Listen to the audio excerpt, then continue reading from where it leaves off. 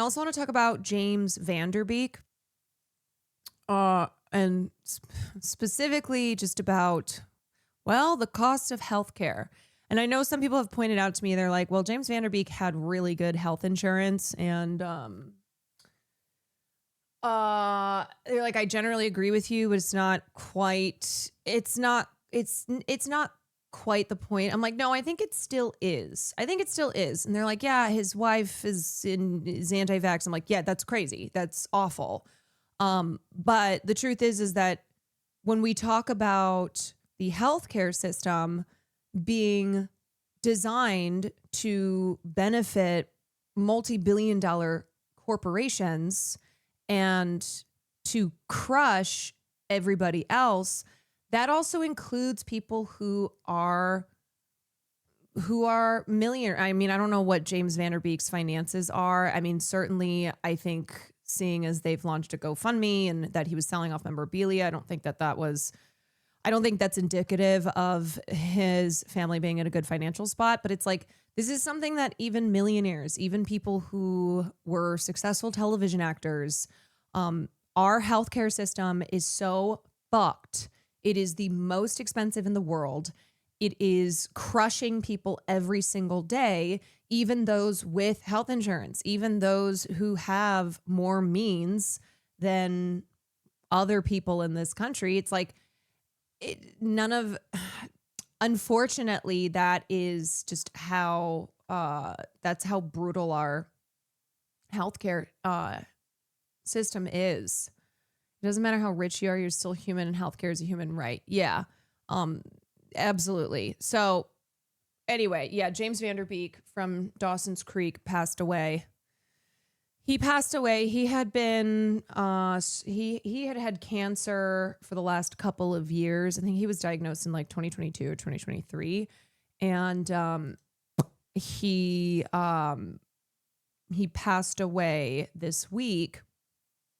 And it's been reported that his friends launched a GoFundMe campaign after his death to support his wife and 6 children who are out of funds following the actor's cancer battle. In the wake of this loss, Kimberly and the children are facing an uncertain future, reads the campaign statement. The cost of James' medical care and the extended fight against cancer have left the family out of funds. They are working hard to stay in their home and to ensure the children can continue their education and maintain some stability during this incredibly difficult time.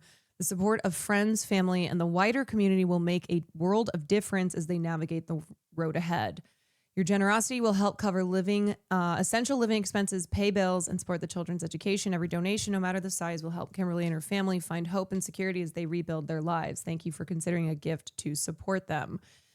And I posted about this because James passed from colorectal cancer, and that is the second most expensive treatment. It is second only to, I think, breast cancer. I think the average yearly cost of colorectal cancer treatment is like $60,000, something along those lines. And last year, he auctioned off memorabilia from his TV and film career in order to pay for the staggering cost of his treatment. It was really sad. It was really sad to see him doing that. When that was reported on, that he was selling off Dawson's Creek mementos in order to pay for his cancer treatment. That is really sad. And so, colon cancer is the biggest. Is it the biggest killer? I know it's one of them, but it's incredibly painful. It's very, very painful cancer. Not that like cancer is not baseline painful, but that is, I believe that is what Will's cousin had. He was diagnosed as terminal, but actually it's kind of a miracle. And they said that he's doing a lot better than they thought he was. So it's also, colon cancer is rising big time in young people. Yes. Colon cancer is rising big time in young people, and cancer overall is rising in young people, which is really scary and really depressing, considering how more and more people struggle to have health insurance. Even if they have health insurance, the costs are just astronomical, and it's just not, it's not viable. This is not a viable way to live. If you have a colon, get it checked. If you have a prostate, get it checked if you're over 40. Yeah, I think Will is planning to do a colonoscopy stream in order to raise awareness about colon cancer. He's setting that up. Yeah, no, it's not just something that he's doing. It's not just something he's doing for like haha silly laughs. He's getting a colonoscopy. Yeah, he's finally showing Hall. He's getting a colonoscopy, and he's setting it up with, I think he's setting it up with Mayo, and he could save lives. Yes, it's an educational thing. It's to raise awareness and remind people to get colonoscopies, to be aware of the rising colon cancer rates in young people. Yeah, to remove the stigma. A colonoscopy is not something that like a 70-year-old man gets. Just a 70-year-old man, not just something that like old men get, old people get. Did you ever play that colonoscopy horror game? I did not play that one. Okay, so anyway, yeah, so some people were like, well, let me see if I can find the one comment. Because then I was like, I refuse to support any political candidates who do not have universal healthcare on their agenda. People are dying every single day. Families are forced to sacrifice everything in order to pay for healthcare costs. These companies make billions in profit. It's fucking evil. It does not have to be this way. Reminder, U.S. healthcare is the most expensive globally, and medical debt is still the number one reason for personal bankruptcy in this country. Millions of Americans, which include successful 90s television actors, are struggling every day under this for-profit system that's designed to continuously reap enormous profits for the multi-billion-dollar companies within it. No family or individual should face the reality of being one medical emergency away from losing everything. There's someone who had... Yeah, okay, so broadly speaking, I absolutely agree with you. The system's broken, but in this specific case, Van Der Beek had exceptional health care coverage through SAG-AFTRA. The fundraising he did was for alternative medicine treatments. He and his wife are anti-vax. Okay, so I don't know. I don't know exactly what his health insurance was, and if somebody has info on that. I will say he was not working. You have to be working. You have to be making a certain amount of money a year to keep qualifying for health insurance through SAG-AFTRA. I do know that. I am a member of SAG-AFTRA. You will get dropped. You will lose health insurance. Now there are there are certain avenues. I just don't know what his personal situation was, but regardless, the point still stands that we have the most expensive healthcare system in the world. Americans pay so much money. They pay so much money for insurance. They pay so much money for drugs. They pay so much money for treatment. Even if you have good insurance. My parents have incredible health insurance, and they still pay thousands of dollars a year because my mom is getting treatment for, she's getting treatment for her autoimmune disease. My parents have to pay thousands of dollars before they hit their deductible, and they have amazing insurance, but also too having to navigate the system itself because it's designed to confuse you. It's designed to just make your life harder. It resets every year. Yes. So I don't know about this whole like alternative medicine treatments, etc. The cost of treating colorectal cancer is astronomical. It is so expensive. Alternative treatments can also refer to treatments not yet approved by the FDA, but in testing. Yes, and I'm just really not interested in like getting into debate here over James Van Der Beek, who's just died, mind you. He just died after spending a lot of money trying to treat his colorectal cancer, and he's just passed. But I'm not really interested in getting into this. Oh, he and his wife were anti-vax, or at least his wife was promoting that. And so this example is an exception to what we're talking about here with the US healthcare system. I don't think it is. Angela Lansbury would insist on bringing in older actors as special guest stars on Murder, She Wrote to keep their SAG status up to date. Yeah. I mean, we live under a system where your insurance is tied to your employer. And so that means that a lot of people have A, shitty insurance, or B, if they leave their job, they lose their insurance. And so they might be in a really shitty work situation, but let's say, someone themselves or someone in their family gets sick and they can't lose their health insurance because it's tied to their job, it's employer based, and that's their only option. Yeah, don't work, you die. Don't work and you die.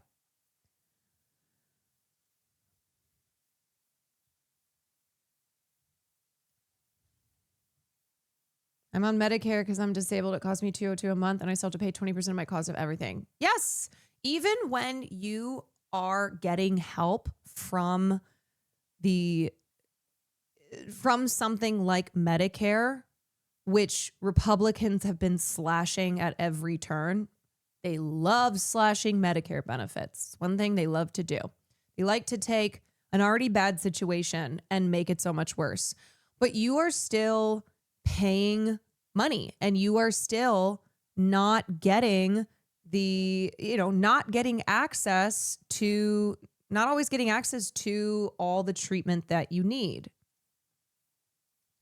It's like for having the world's most expensive healthcare system, what Americans pay, what we pay per capita for a healthcare system, but also not having exceptional care. That's the other problem. It's how expensive it is, but then it's also an issue with quality of care, with quality of treatment and medication.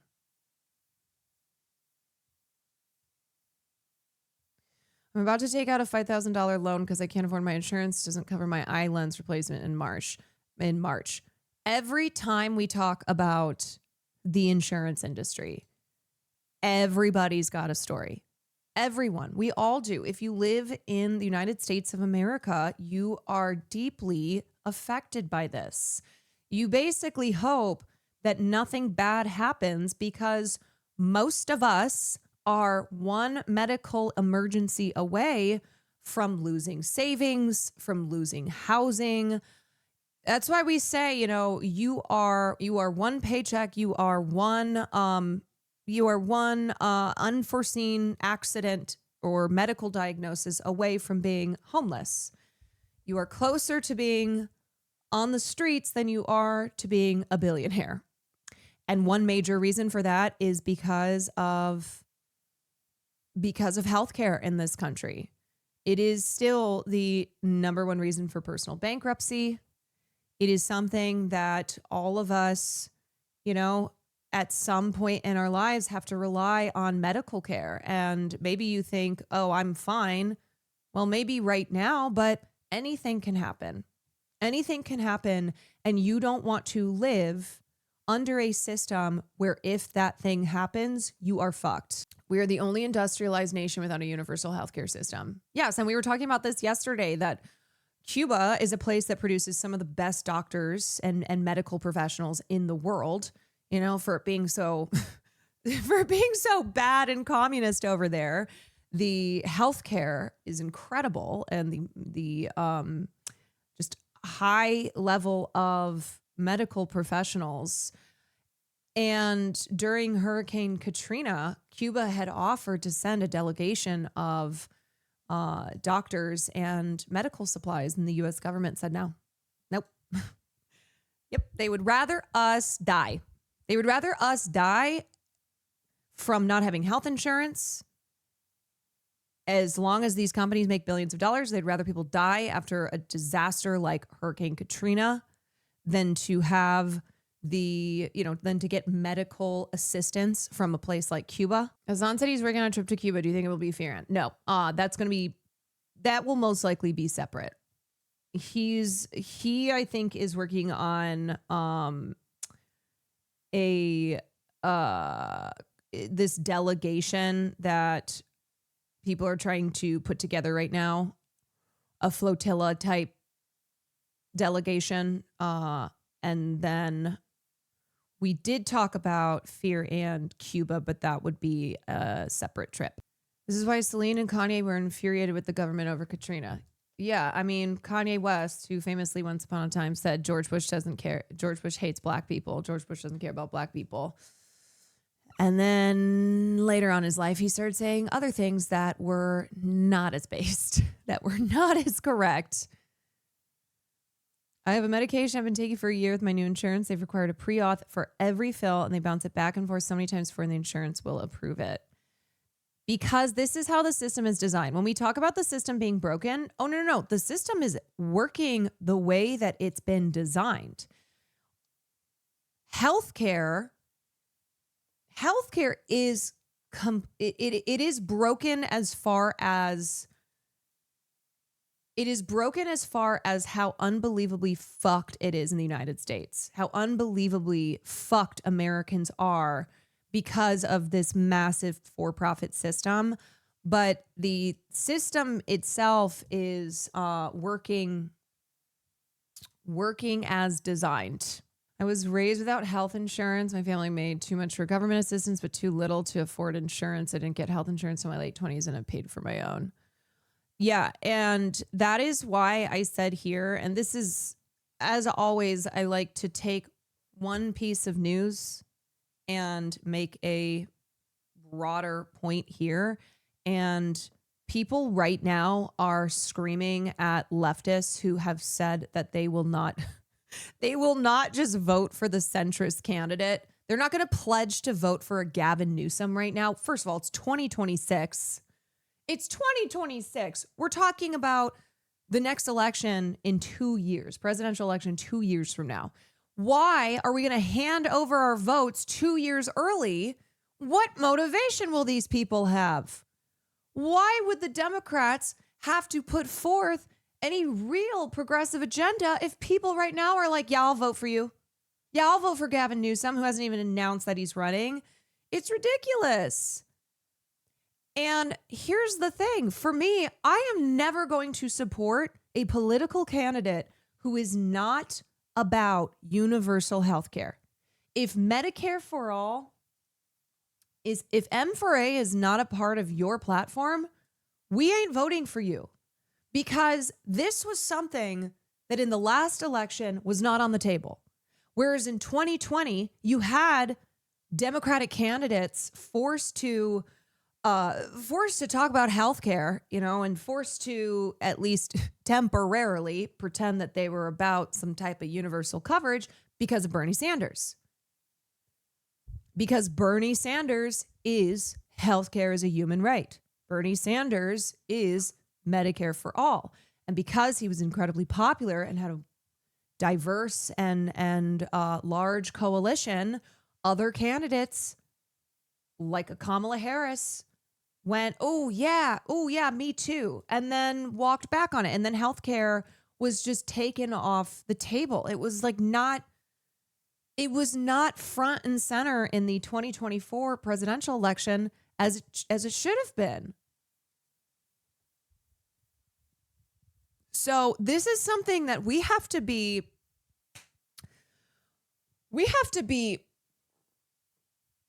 black and white on. There's no nuance. There's no oh, well, our healthcare system is broken. So here, we're going to put a Band-Aid on the problem.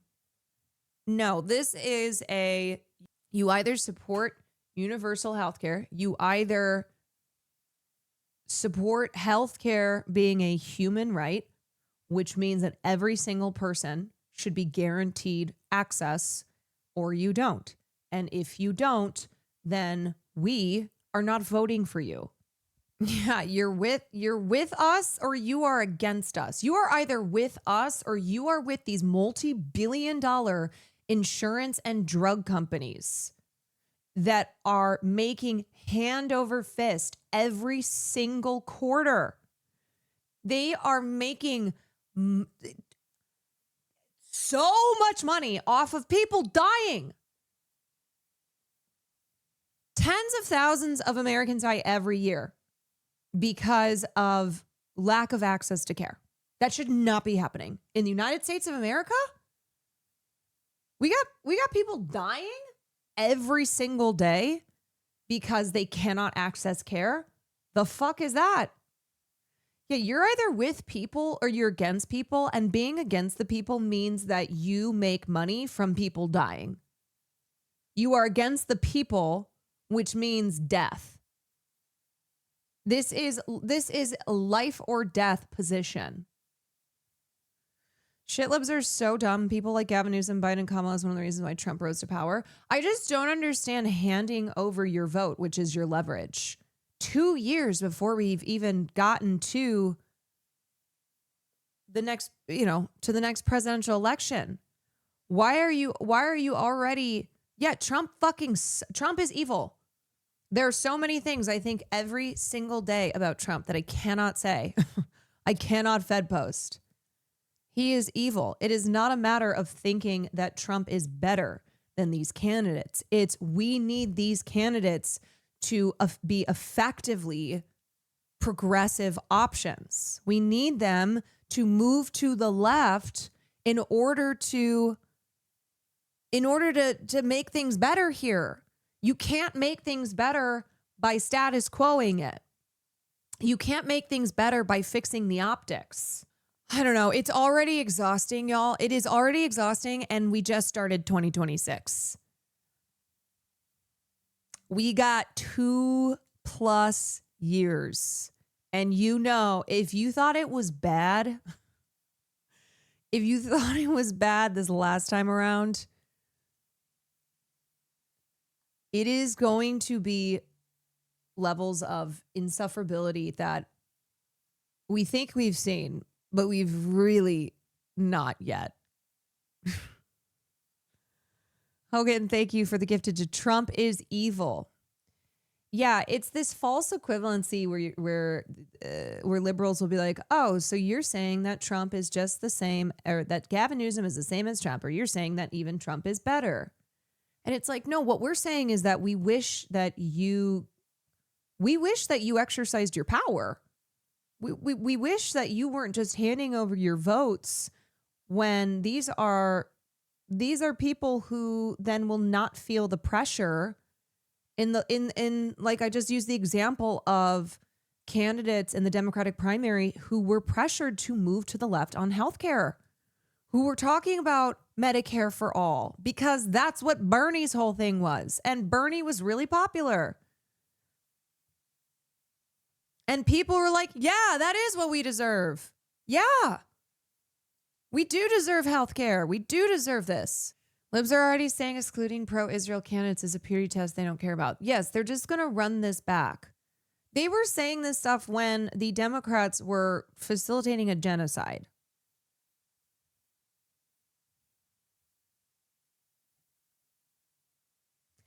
Trump is extremely unpopular, but so are the Democrats because centrist losers like Jeffries and Schumer are not fighting against anything Trump is doing. They're winning during the shutdown and they just gave up. They were winning during the shutdown and they gave up. Yes, because they're controlled opposition. And here's the thing too, okay? You elect a Gavin Newsom, you elect somebody who is going to have a nice smile and is going to say some nice words, and maybe, American citizens aren't being so openly executed in the middle of the streets in suburbs in Minnesota by ICE. But what's going to happen is a maintenance of the status quo. The status quo being the status quo being an agenda that is pro corporate, that is pro the interests of these Democrats. And then people are going to go, well, My bills are still really high. My life fucking sucks. And so then another presidential election rolls around and they're like, I'm going with the other guy. I'm going with the other one. And we're just going to we just flip flop back and forth. And all the while, people become even more disillusioned. People become more checked out.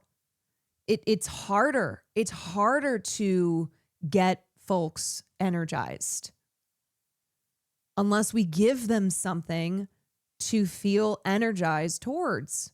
You elect another establishment Dem elite and they will just solidify everything Trump did, but in a nicer way. Yeah, and libs will try and be like, no, that's not true. And they'll try and say that they're progressive. And it's like, look at Kamala Harris. Look at Kamala Harris talking about having the most lethal military in the world. Kamala Harris, really ramping it up with like the pro safe borders, pro strong military imperialist language. When Kamala Harris for a moment was like, oh, we're going to do some progressive stuff. And then she had a meeting with billionaires, with people like Mark Cuban, who then bragged about running Kamala Harris's show. He was like, oh yeah, no, we're in charge here. She met with Wall Street. She met with her donors and they were like, let's just make sure we're on the same page here. She had fucking Cheney on stage. Yes. She paraded out both Cheneys. They brought out Bill Clinton to go to Michigan to go talk to Muslim communities. You have Bill Clinton, you have Richie Torres. You're bringing Richie Torres